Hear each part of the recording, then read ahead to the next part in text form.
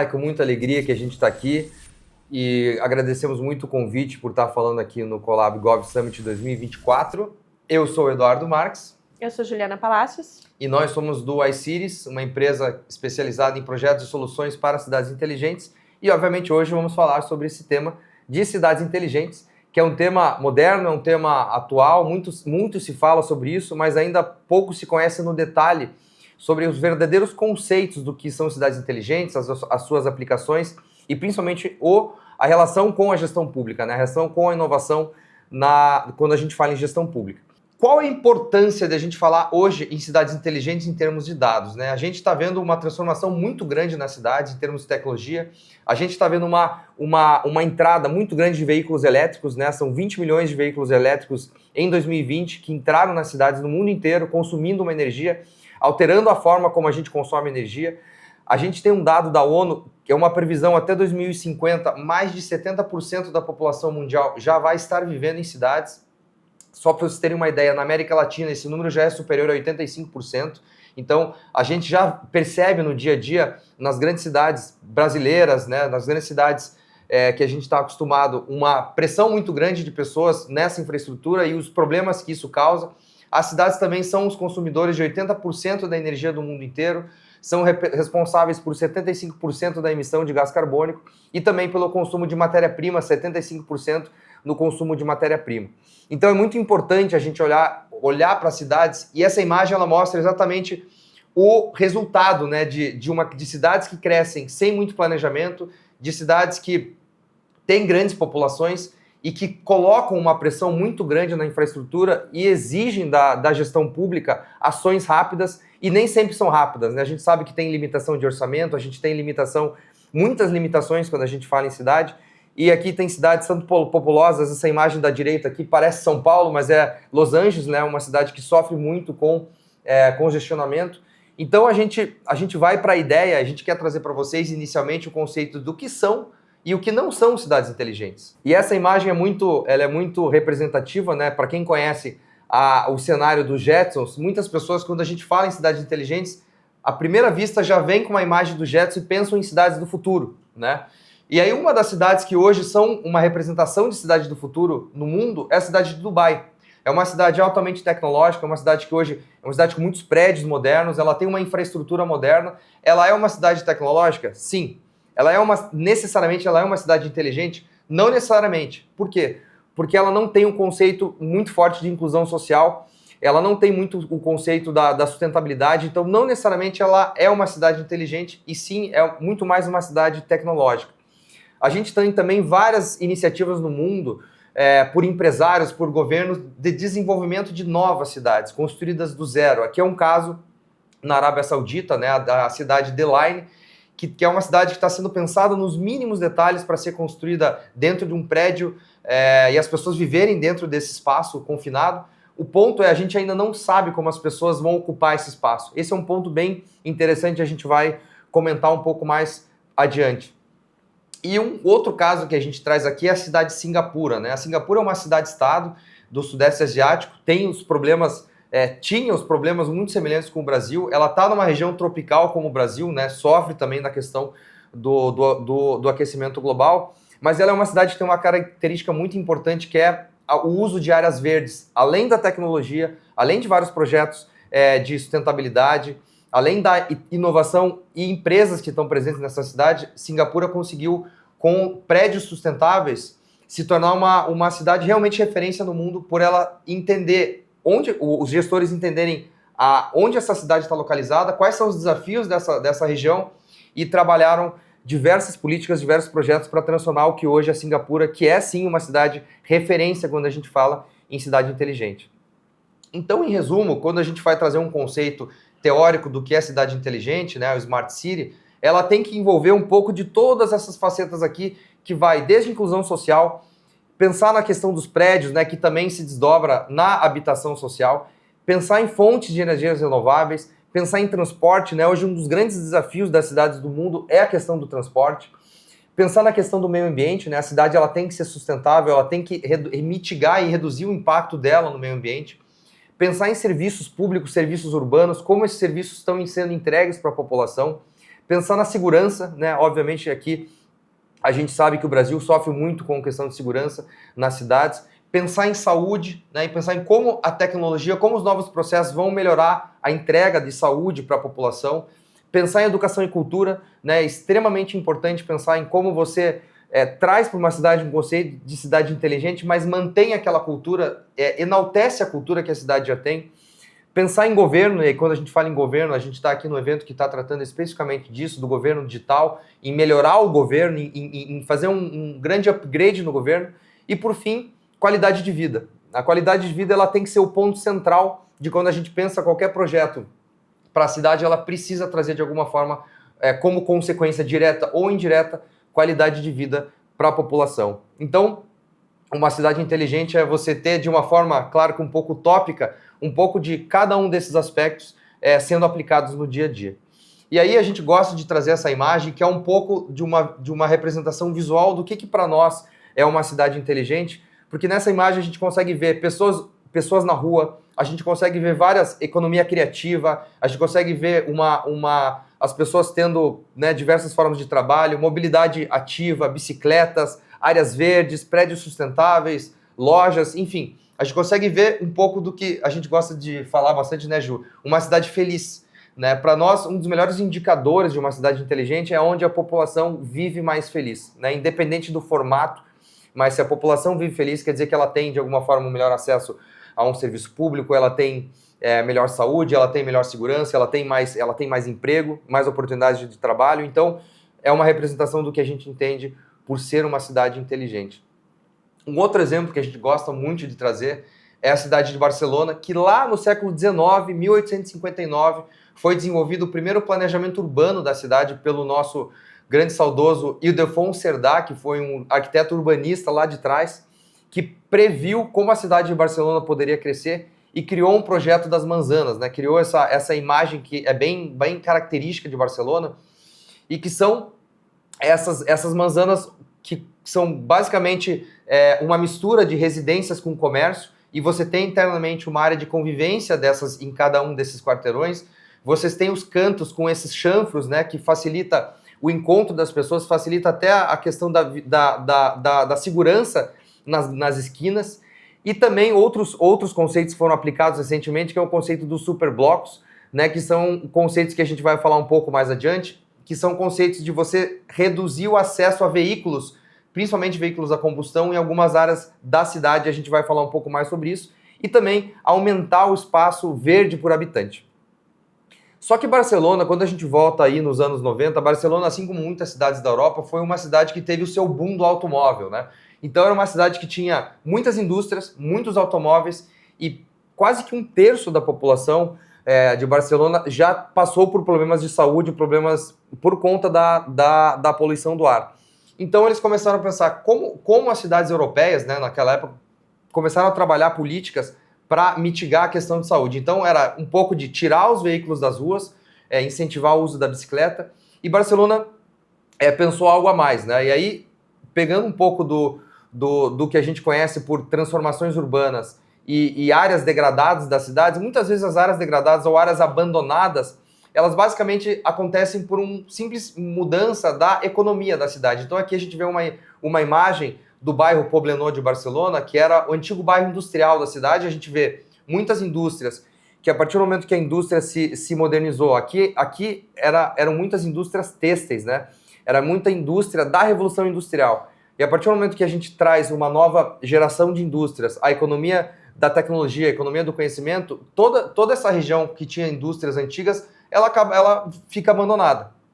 Então Barcelona, nos anos 2000, criou um projeto que se chama o Projeto 22 Arroba, né? O Distrito 22 se transformou no 22 Arroba. Arroba, ele é um conceito da digitalização, então foi um distrito que foi pensado para atrair novas empresas, para revitalizar toda a infraestrutura urbana desse distrito, atrair economia criativa, criar área verde e aproveitar, inclusive, alguns espaços públicos antigos para transformar um bairro, para transformar toda uma região. É uma grande acupuntura urbana, né, como já dizia o nosso também saudoso Jaime Lerner, de você criar uma transformação numa área da cidade e essa transformação impactar a cidade inteira. Então, alguns números do que eles transformaram nessa região. Eles aumentaram o espaço para pedestres em 77%, aumentaram a área verde da região de 6 para 114 mil metros quadrados, atraíram 7 mil novas empresas, geraram 90 mil novos empregos e reduziram a taxa de desocupação imobiliária para menos de 10%. Então, uma grande transformação que trouxe indicadores muito relevantes quando a gente fala em cidade inteligente. E dentro desse bairro, aí voltando para o conceito de superblocos, eles criaram algumas dessas regiões de superblocos, que nada mais é do que você separar uma região de 9 quarteirões para limitar o acesso de veículos e criar isso aqui que a gente está vendo aqui.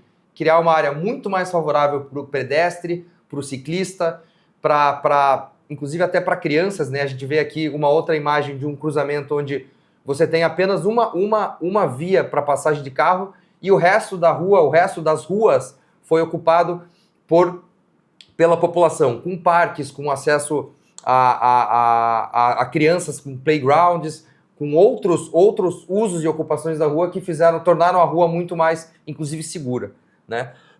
Mas Barcelona, ela não é só uma cidade que tem um urbanismo inteligente, né? A gente, conhecendo Barcelona há muito tempo, a gente também identificou outras características que tornaram Barcelona e tornam Barcelona até hoje também uma referência mundial em cidade inteligente, como o uso de internet das coisas. Basicamente, Barcelona instalou muitos sensores em vários pontos da cidade para coletar informações para ajudar os gestores na tomada de decisões. E aí entra também a plataforma de dados urbanos, que é a Sentilo, que é a plataforma que Barcelona usa para cruzar essas informações, e aí tem inteligência artificial que ajuda o gestor a tomar melhores decisões também. A mobilidade inteligente, né? Barcelona tem alguns modelos de bike sharing como exemplo.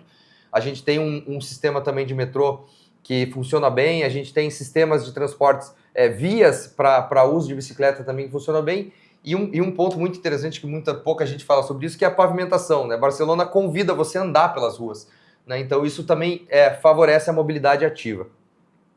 Barcelona tem um sistema inteligente, uma gestão inteligente de resíduos, né?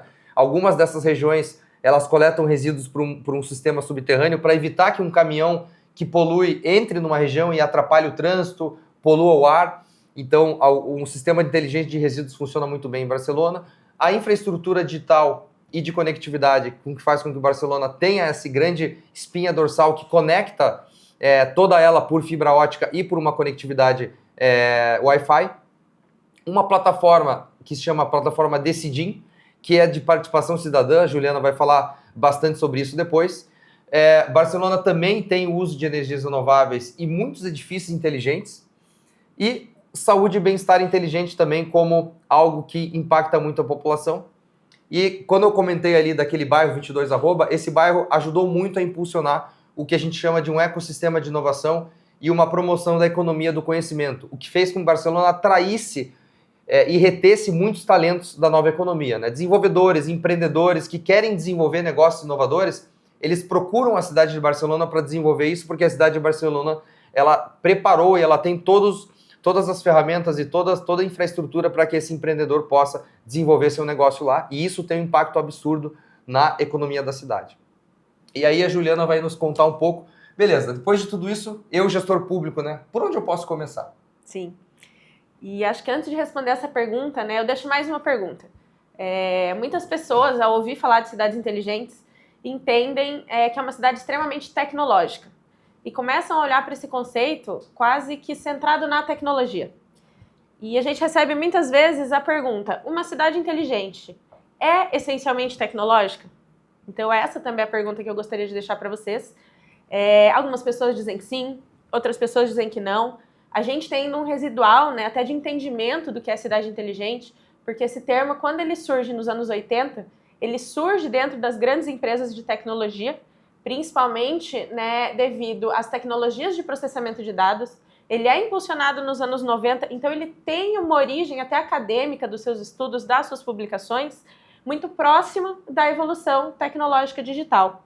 Mas a gente já evoluiu. Quando a gente fala desse olhar tecnológico, né, essencialmente, nós estamos falando muito do que nós conhecemos pela primeira geração das cidades inteligentes.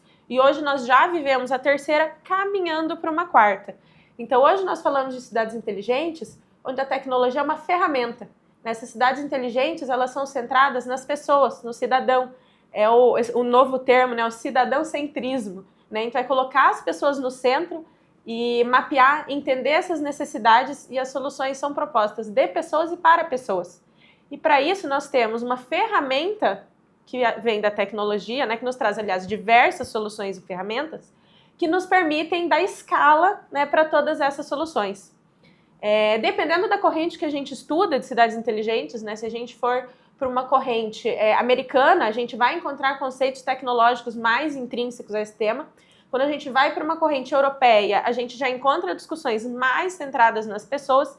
Então, é comum a gente lidar com esse contexto de cidade inteligente, tecnologia, como que tudo isso se relaciona.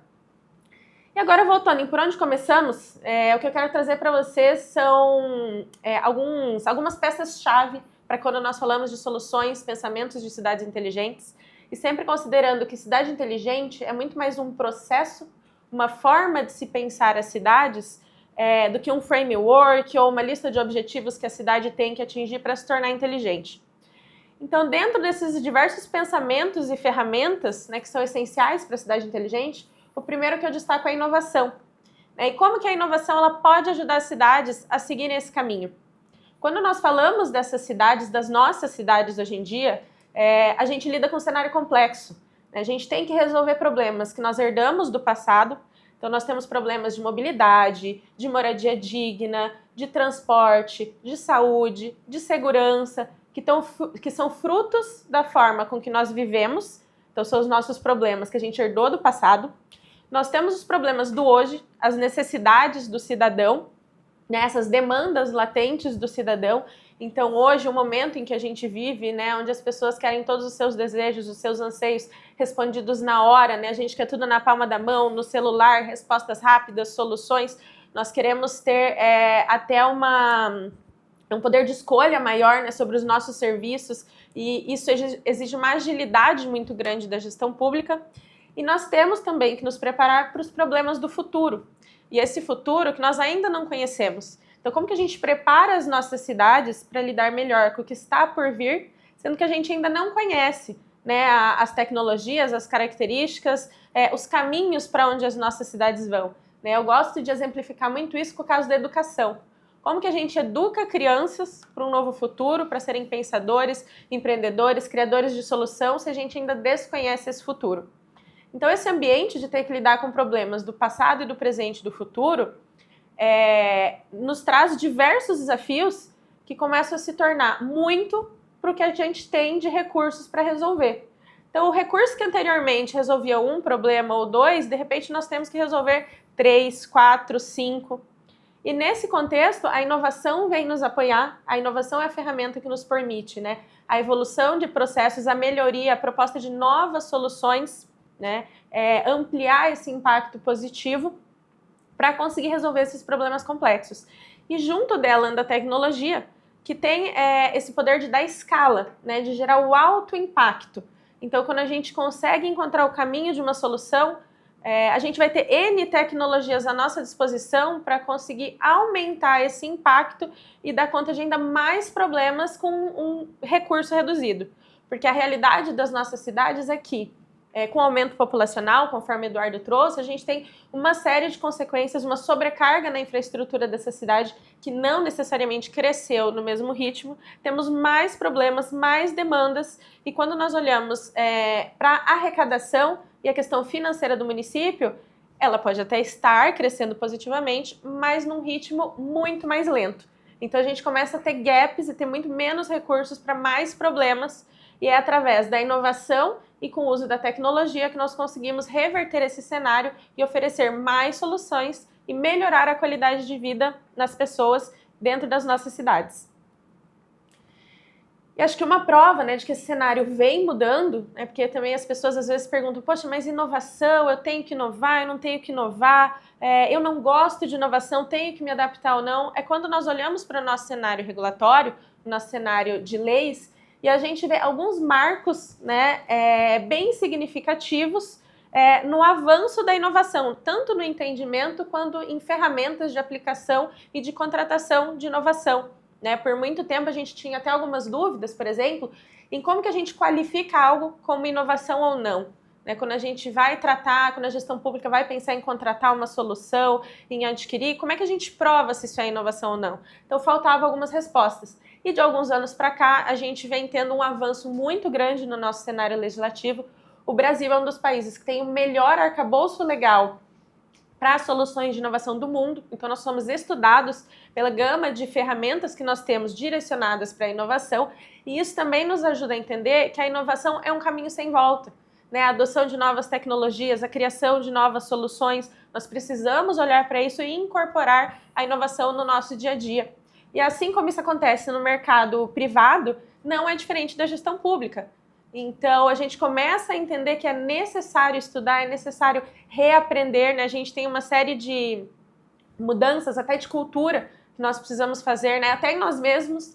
Então, quando a gente fala de inovação, a gente fala de teste de algo novo. Quando a gente fala de teste de algo novo, a gente fala de erro.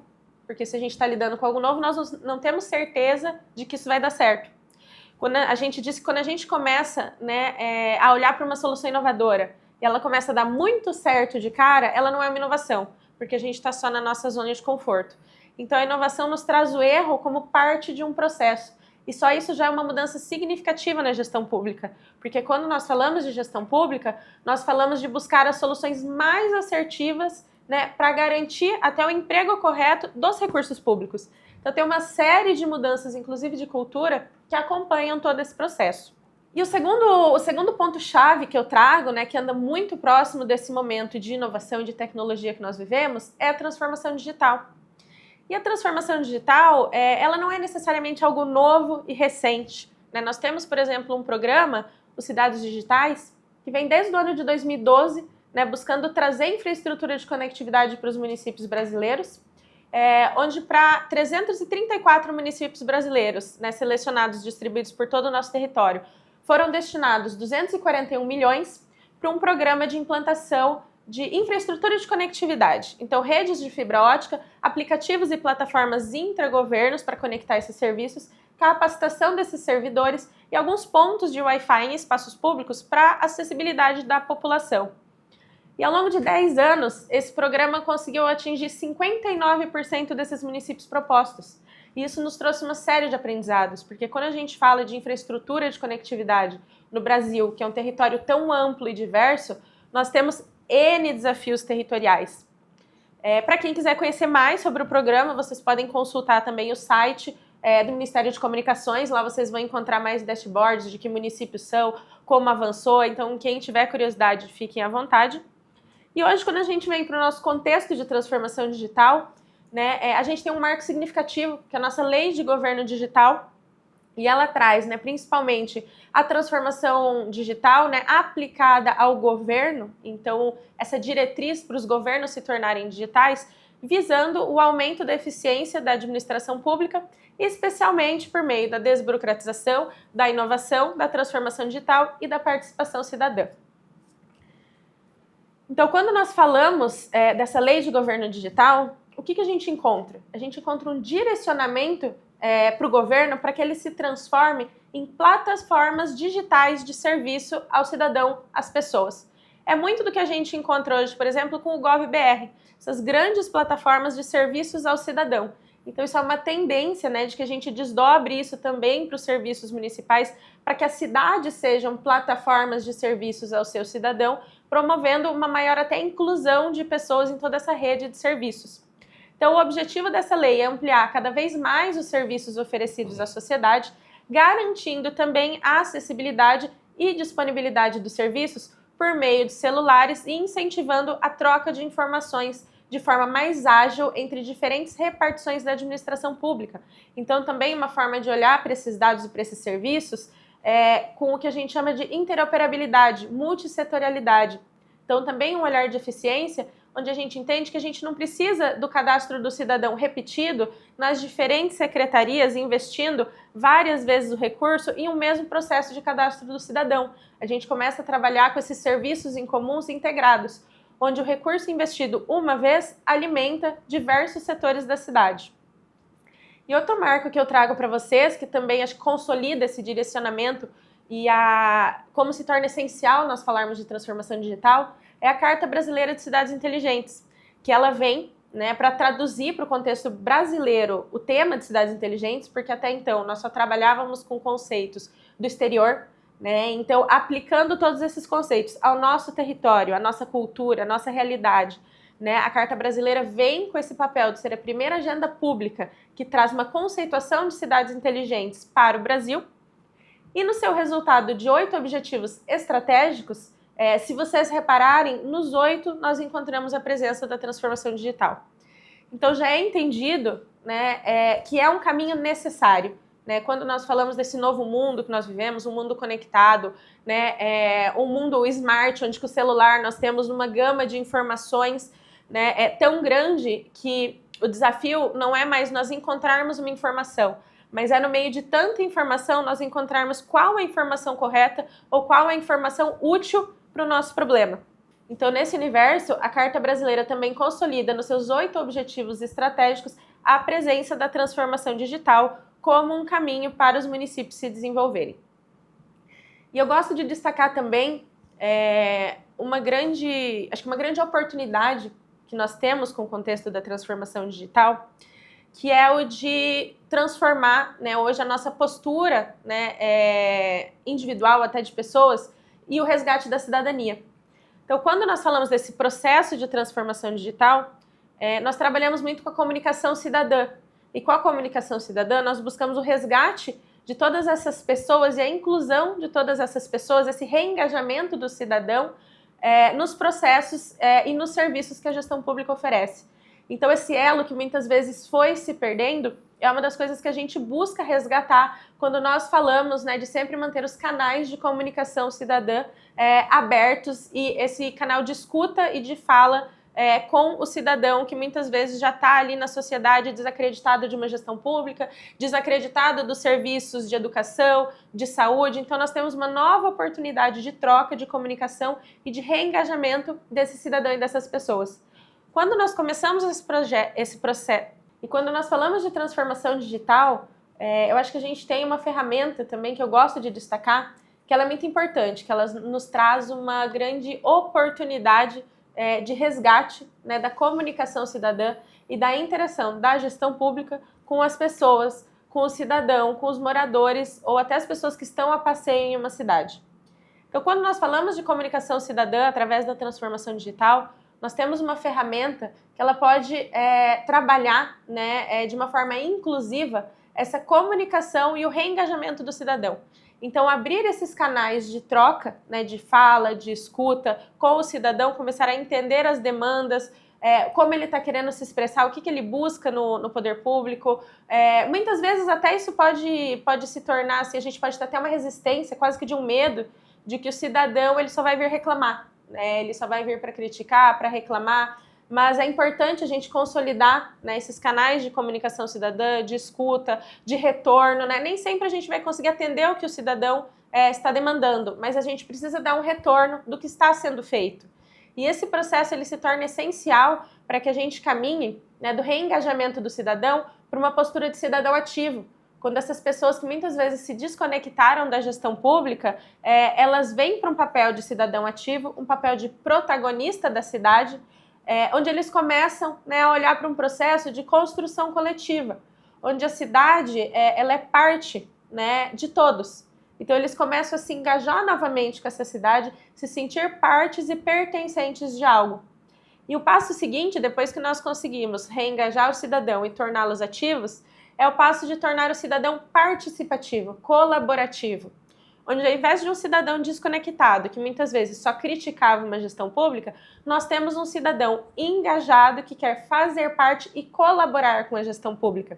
Então, quando a gente vira essa chave da valorização do cidadão como protagonista das cidades, ele também ocupa uma nova posição nesse sistema e ele começa a contribuir e colaborar com a gestão pública, ao invés de ter uma postura, né, reativa à gestão pública. E por que isso é tão importante? Porque a gente começa a resgatar, né, a confiança desse cidadão e um processo que é longo, né, e faz parte do nosso histórico, né, de cultura brasileira, e trabalhar na legitimação do governo. Então, quando esse cidadão ele ocupa essa nova posição no sistema, a gente começa, né, a resgatar um processo de confiança no governo. E por que isso é tão importante? Porque a gente começa a resgatar algo que se perdeu, né, até historicamente, politicamente na nossa sociedade, que é a legitimação do governo, onde o cidadão legitima os seus representantes. Então ele começa com essa postura colaborativa a também ter mais responsabilidade e se sentir devidamente representado pelos seus governantes. Então isso acontece também quando esse cidadão ativo e esse cidadão participativo, ele encontra transparência e integridade no governo. E a transformação digital é uma ferramenta-chave para que a gente consiga oferecer para a população essa transparência e essa integridade. Então, para todo esse resgate de confiança, de postura colaborativa, de postura ativa e trabalhar novamente com a inclusão de toda essa população junto à gestão pública e não com uma postura reativa contra a gestão pública. E nesse contexto, né, a terceira chave que eu trago para vocês são as GovTechs, né, porque a gente falou de inovação, a gente falou de transformação digital, e aí a gente tem um ator-chave que são as GovTechs que vão auxiliar a gestão pública a encontrar soluções com inovação e transformação digital. Então, muitos processos e muitas soluções vêm de dentro do governo, mas também tem soluções que vêm de fora para trazer eficiência para as diferentes áreas, setores, processos, soluções da gestão pública. E o que Não pode passar. Pode passar para ter o título? Isso. E o que as GovTechs trazem e oferecem nesse contexto? Então, as GovTechs, elas trazem inovação e transformação digital, né, nossos dois pontos chaves anteriores. Então, através da promoção da inovação no setor público, por meio de soluções tecnológicas, ajudando na digitalização dos processos a melhorar a eficiência dos serviços governamentais. Ela também oferece uma melhoria na gestão pública quando ela incorpora soluções tecnológicas e permitem uma maior transparência, agilidade e eficiência na gestão pública, facilitando a tomada de decisões baseadas em dados, então ela aumenta a assertividade. Ela também nos traz a resolução de problemas em escala. Então essas GovTechs, elas essencialmente estão falando de alto impacto. Então elas focam em resolver problemas complexos e abrangentes e enfrentados pelo governo, com a capacidade de escalar as suas soluções de forma eficaz para diferentes cidades e órgãos. E outro ponto interessante é a redução de custos. Então, por meio da automação de processos, da otimização dos recursos, elas ajudam a reduzir os custos operacionais do setor público, garantindo um melhor uso do orçamento governamental e, muitas vezes, essa eficiência, essa redução nos custos em uma determinada área permite que esse recurso seja empregado para resolver novos problemas, não só nessa área, mas abrangendo outras áreas. Então, a gente começa a resolver mais problemas com os recursos antes travados apenas em um único problema.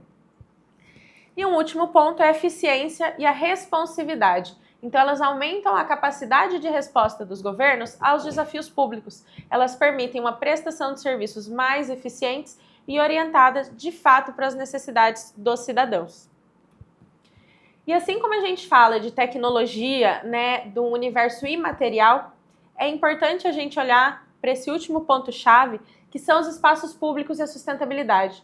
E como a gente materializa, né, boa parte dessas soluções e a gente promove bem-estar ao cidadão dentro dos nossos territórios.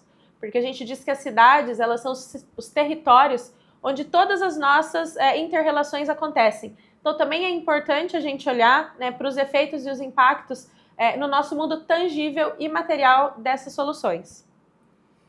Bom, como a Ju bem colocou, né, a gente viu muitos conceitos aqui que para o cidadão às vezes não faz a mínima ideia como que o processo está acontecendo lá por dentro da prefeitura, para que a cidade tenha uma operação melhor, para que ele tenha um aplicativo que ele possa ter um serviço melhor. Aponta, né, pouco vê os processos que a cidade trabalha. Quando a gente traz para espaços públicos, é aquilo que é mais tangível. Então, a gente tem muitos exemplos no Brasil, e esse é um dos casos que a gente traz aqui, de um programa que se chama Programa Ruas Completas, do WRI. Aqui do lado esquerdo você vê uma rua que antigamente era uma rua que não tinha nenhuma sinalização para o pedestre ou para ciclista, e você tinha os carros passando no meio de todo mundo, né? E o programa Ruas Completas, ele trata exatamente de você entender qual que é o comportamento local daquela população e você realçar e você dar mais ferramentas para que essa população tenha mais segurança, tenha uma questão visual para pedestre. Nesse caso é pedestre, mas tem casos que são que são ciclistas, tem casos, vocês podem ver até que tem alguns pilaretes ali que protegem, dão uma sensação maior de segurança para o pedestre. Então, quando a gente fala em espaços públicos e sustentabilidade, a gente dá um olhar novo para as nossas ruas e principalmente para a calçada, né, Gil, que muitas vezes a calçada é esquecida pela gestão pública, e entender que as ruas é onde a cidade realmente são as nossas veias, né, das cidades, as nossas veias e artérias que fazem com que onde o fluxo, onde a logística acontece.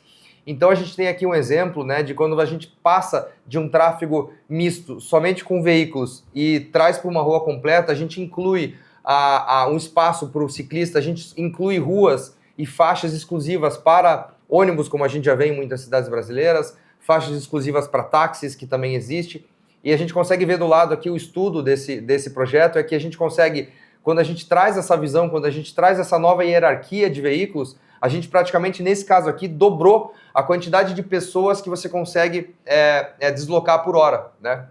Obviamente que o impacto aqui do ônibus, o impacto aqui de outros veículos, bicicleta, em ruas com trânsito, a bicicleta normalmente ela flui muito mais rápido que o veículo, entre outras políticas, né, de transporte que vão dar esse fluxo melhor para a cidade, né? O gestor normalmente pensa, não, eu vou tirar espaço do carro, eu vou ter menos pessoas passando. Na verdade é o contrário.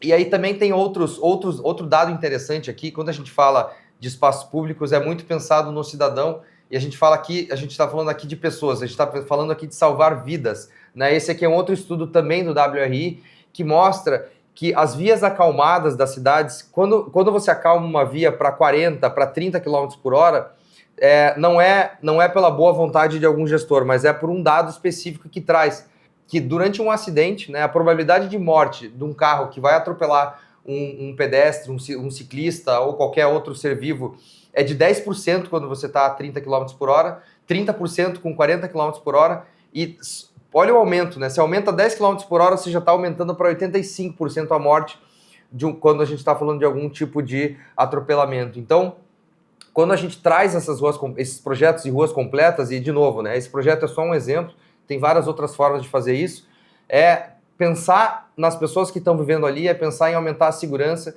e pensar em como a gente torna a cidade mais social e mais até acessível para as pessoas. Outro dado interessante que a gente gosta de trazer aqui é a questão da pavimentação de concreto versus a pavimentação de asfalto, né? O concreto ele tem algumas características que fazem com que ele seja mais eficiente, mais sustentável. Aqui um caso de até redução da frenagem, né? Tem alguns dados que mostram que o concreto versus o asfalto, quando o tempo, a distância que o carro vai percorrer, a partir do momento que ele pisa no freio, no asfalto é maior do que no concreto, e é muito maior no caso quando a gente está com uma estrada, a condição de superfície úmida com trilha de roda. Então ali a gente consegue ver que a distância de frenagem do concreto é 96 e do asfalto é 164, então uma diferença de 40%. Isso com certeza pode salvar uma vida na hora em alguma situação de um idoso, de uma criança atravessando a rua. Imagine isso em escala nas cidades, não só brasileiras, como no mundo inteiro.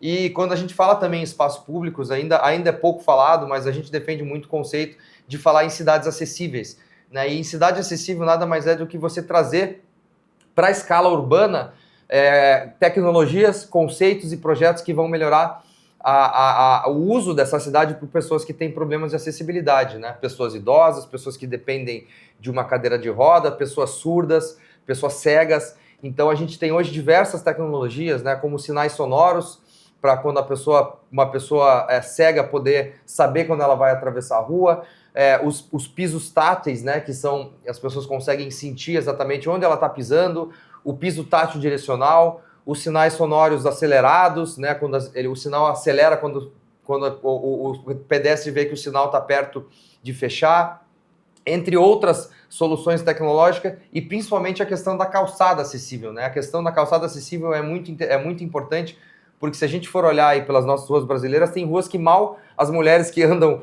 com salto alto conseguem andar. Imagine uma pessoa que depende, né, de uma cadeira de roda para se deslocar pela cidade. Então aqui a gente traz também os benefícios de você pensar, quando a gente fala em espaço público, né, a gente está em cima de uma pavimentação, e pensar um pavimento inteligente e acessível é pensar em menor custo de manutenção, e hoje, em alguns casos, o custo de implantação do concreto já é menor do que o caso do que o pavimento de asfalto. A questão da drenagem, né? A gente teve recentemente a catástrofe no Rio Grande do Sul, que cidades ficaram embaixo d'água. Hoje, a gente tem tecnologia de concreto permeável que permite com que ele infiltre na terra quase 100% da água que cai em cima dele. Então, é uma medida altamente sustentável e eficiente para você trabalhar a questão da drenagem e principalmente a macrodrenagem nas cidades.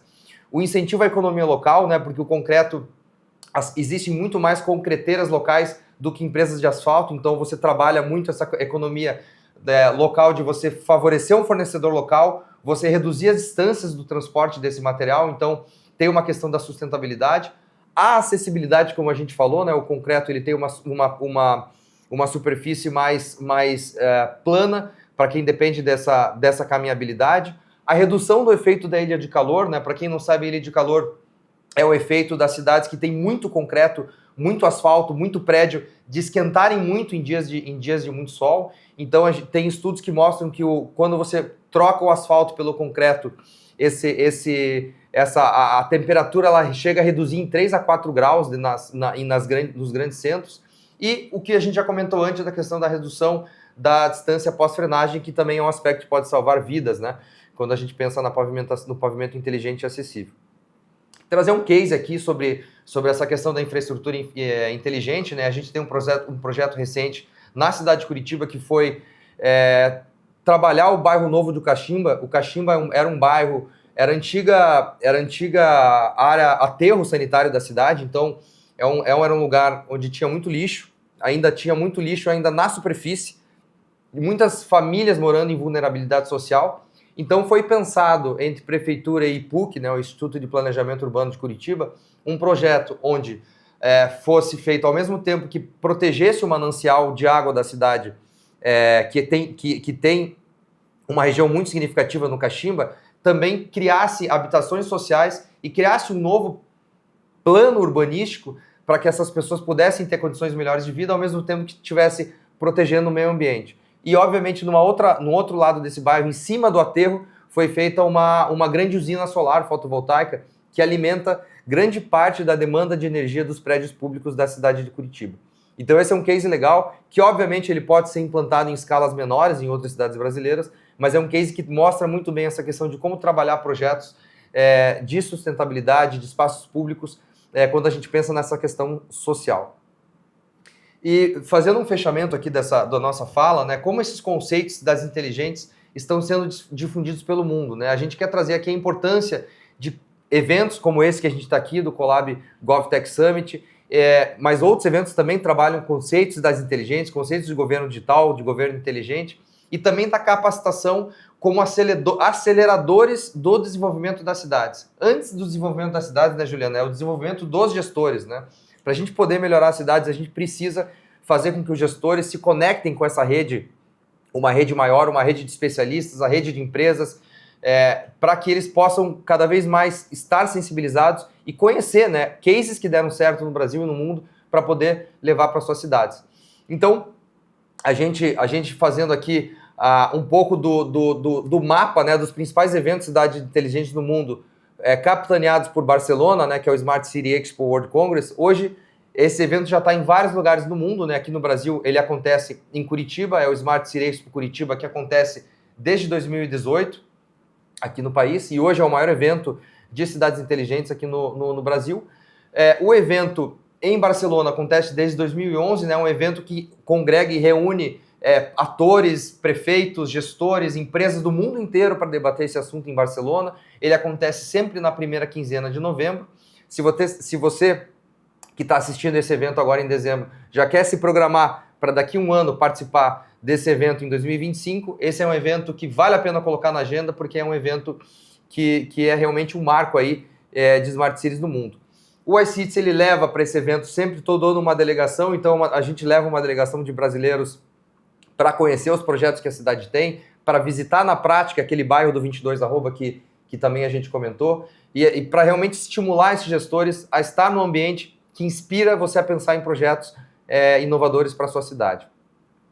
trazendo para Curitiba, o Smart City Expo Curitiba, como eu comentei, hoje é o maior evento que também tem uma feira e um congresso. Ele acontece sempre no final de março, então você que está aí assistindo esse evento aqui e em dezembro, daqui 3 meses vai acontecer a edição de Curitiba, é a 6ª edição do evento em Curitiba. A gente convida você, gestor público, secretário, a vir para o nosso evento, né? Você que é gestor, você já ganha de cara um convite especial para estar conosco, porque a gente entende que você, gestor, é um ativo importantíssimo para o nosso país e a gente quer cada vez mais levar para você esse conhecimento para que você leve para a sua cidade conteúdo, networking, empresas que possam realmente transformar a vida das pessoas na sua cidade.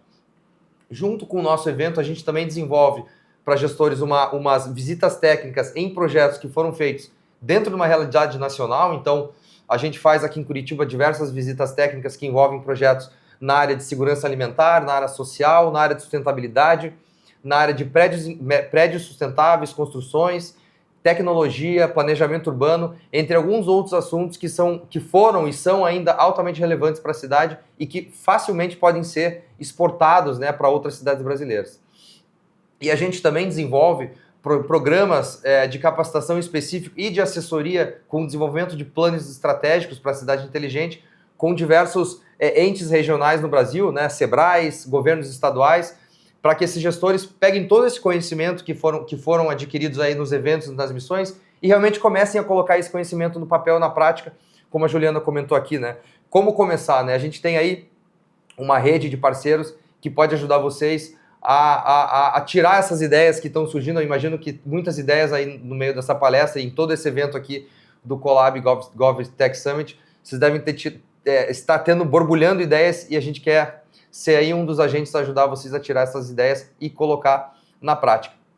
E por fim, a gente também quer promover os bons projetos que vocês já desenvolvem no Brasil. A gente sabe que tem muitos projetos que já são referências no Brasil e que podem ser potencializados, né, Ju? A gente tem, pelo 2º ano consecutivo também, em março do ano que vem, a gente vai ter uma premiação que se chama Smart City Expo Curitiba Brazilian Awards, que é a premiação dos principais projetos de cidades inteligentes aqui no Brasil.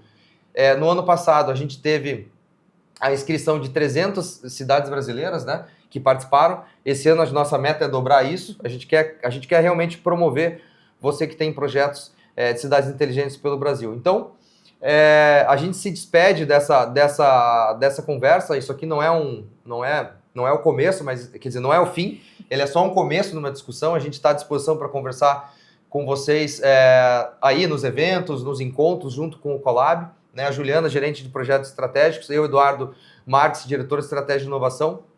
A gente agradece muito aí a presença de vocês nesse evento e nos vemos em breve.